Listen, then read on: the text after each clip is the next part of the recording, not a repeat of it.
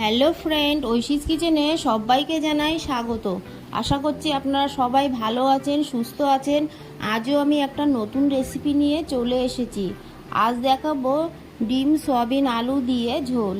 বাড়িতে মাছ মাংস না থাকলে এই রেসিপিটা আপনারা বাড়িতে করবেন, দেখবেন কতটা ভালো লাগে। এখানে আমি নিয়েছি পেঁয়াজ কুচি, নিয়েছি টমেটো কুচি, আর নিয়েছি রসুন আর আদা। এগুলোকে আমি মিক্সিতে একটা পেস্ট করে নেব। গ্যাসে কড়াটা বসিয়ে দিলাম। কড়াটা গরম হয়ে গেছে, এর মধ্যে দিয়ে দেব সর্ষের তেল। তেলটাকে গরম হতে দেব। এখানে দেখুন আমি 5টা ডিম নুন হলুদ মাখিয়ে রেখেছি।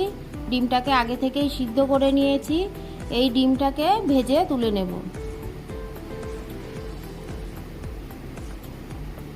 ডিমটা ভাজা হয়ে গেছে, ডিমগুলো তুলে নিলাম। এই তেলের মধ্যে আমি আরও ডিম ভেজে নেব। এই ডিমগুলো মাপলেট করে দিলে সয়াবিন আলুর তরকারি খেতে খুব ভালো লাগে। আমি 3খানা ডিম এইভাবে মাপলেট করে নেব। আপনাদের এই দু রকমের মধ্যে যেটা ভালো লাগে সেটা দিয়েই করতে পারবেন। 3টে ডিম আমি মাপলেট করে নিয়ে এর মধ্যে দিয়ে দিলাম পরিমাণ মতো সর্ষের তেল। তেলটা গরম হয়ে গেছে, এর মধ্যে দিয়ে দিলাম একটা শুকনো লঙ্কা, হাফ টিস্পুন গোটা জিরে আর একটা তেজপাতা। ফোড়নটাকে নেড়ে চেড়ে ভেজে নেব।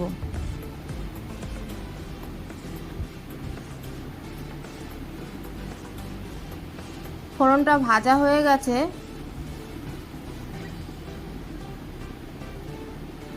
এর মধ্যে আমি দিয়ে দেব মিক্সিতে পেস্ট করে নেওয়া আদা রসুন পেঁয়াজ টমেটো।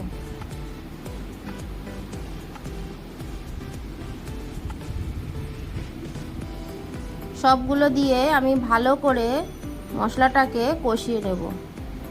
আদা রসুনের কাঁচা গন্ধ যতক্ষণ না যায় সবগুলোকে আমি ভালো করে নেড়ে চেড়ে নিয়ে এবার এর মধ্যে দিয়ে দেব, এখানে আছে দেখুন জিরে গুঁড়ো ধনে গুঁড়ো আর আছে লাল লঙ্কার গুঁড়ো। এবার গুঁড়ো মশলাগুলোকে দিয়ে ভালো করে আমি নাড়তে থাকবো। এর মধ্যে আমি দিয়ে দেব খুব সামান্য জল। যেহেতু গুঁড়ো মশলা দিয়েছি, অল্প জল না দিলে মশলাটা পুড়ে যাবে। মশলাটাকে দিয়ে ভালো করে নাড়তে থাকবো।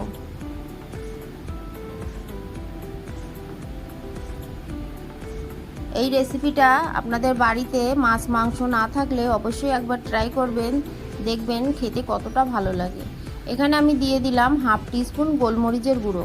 গোলমরিচ গুঁড়োটাকে দিয়েও কয়েক মিনিট আমি নাড়তে থাকবো।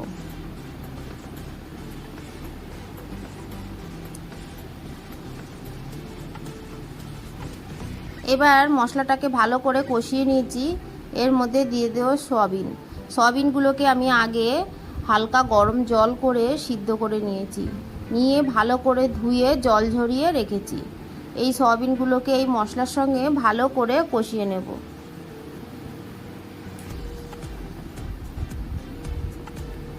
আপনারা চাইলে আগে থেকে সয়াবিনগুলো আলাদা করে ভেজে তুলে নেবেন, তবে এইভাবে দিলে সয়াবিন তেলটা কম টানে আর খেতেও ভালো লাগে।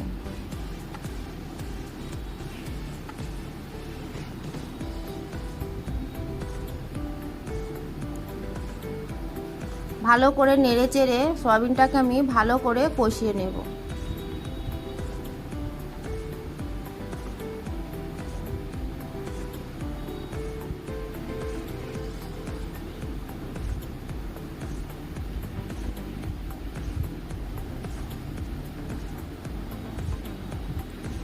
এটাকে ভালো করে নাড়তে হবে, না হলে কড়ার গায়ে লেগে যাবে। এবার এর মধ্যে দিয়ে দেব সিদ্ধ করে রাখা আলু। আমি আলুগুলোকে হালকা সিদ্ধ করে নিয়ে সয়াবিনের সঙ্গে ভালো করে কষিয়ে নেব। আপনারা চাইলে কাঁচা আলু দিয়েও রান্নাটা করতে পারবেন। এবার এর মধ্যে দিয়ে দেব 1 টিস্পুন লবণ।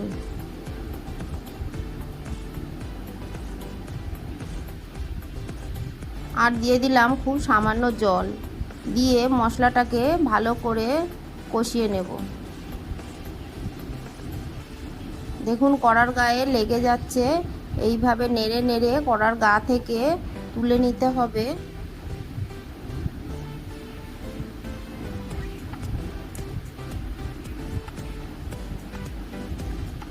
এই সয়াবিন আলু তরকারি ভালো করে কষিয়ে রান্না করলে রান্নাটা খেতে ভালো লাগবে। আপনারা অবশ্যই ভালো করে এইভাবে বাড়িতে কষিয়ে রান্নাটা করবেন।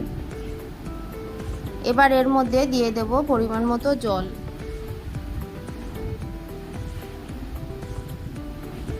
জলটা আপনারা আপনাদের পরিমাণ মতো দেবেন।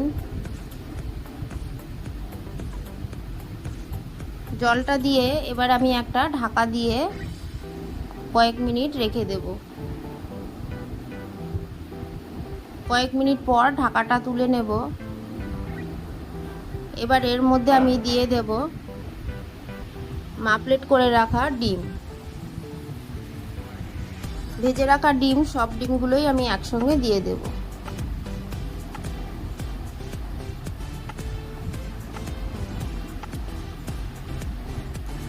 ডিম সয়াবিনগুলো এবার নেড়ে চেড়ে ঢাকা দিয়ে দেব।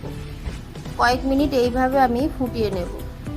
ঢাকাটা তুলে রান্নাটা দেখুন হয়ে এসেছে। এর মধ্যে দিয়ে দিলাম চেরা কাঁচা লঙ্কা। ঝালটা আপনারা আপনাদের পরিমাণ মতো দেবেন। আপনারা যতটা ঝাল খেতে ভালোবাসেন সেই অনুযায়ী ঝালটা দেবেন।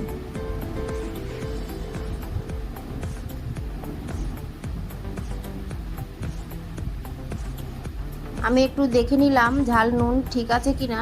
এর মধ্যে আমি আরও হাফ টিস্পুন লবণ দিয়ে দিলাম। লবণটাকে দিয়ে ভালো করে নেড়ে দেব। দিয়ে আবারও আমি ঢাকা দিয়ে ফুটিয়ে নেব। ঢাকাটা তুলে এর মধ্যে আমি দিয়ে দিলাম খুব সামান্য চিনি। আপনারা চিনি না খেলে স্কিপ করে দেবেন। রান্নাটা হয়ে গেছে। এর মধ্যে দিয়ে দেব সানরাইজের শাহি গরম মশলা, আর দিয়ে দেব ভেজে রাখা জিরে, ধনে, শুকনো লঙ্কা শুকনো খোলায় নেড়ে গুঁড়ো করে নিয়েছি। এটা অবশ্যই দেবেন। এই রেসিপিতে এটা দিলে খেতে খুব ভালো লাগবে। রান্নাটা আমার হয়ে গেছে। দেখুন রান্নাটা কেমন হয়েছে।